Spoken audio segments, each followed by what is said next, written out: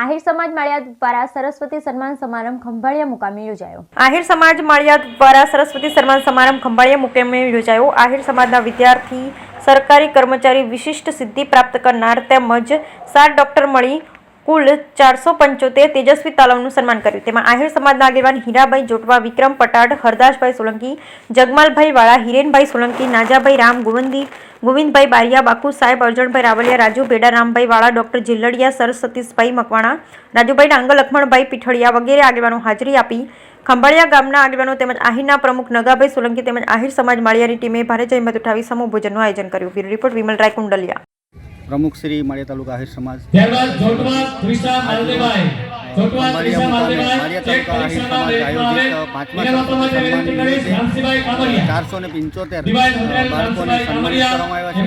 તેમજ જોટવા ત્રિષા માલદેભાઈને સન્માનિત કરે। ત્યારબાદ જોટવા પાર્થવી ગોવિંદભાઈ થાય એ માટેનો તમામે ખૂબ પ્રયત્ન કરવા બદલ દરેકનો દિલથી આભાર વ્યક્ત કરું છું।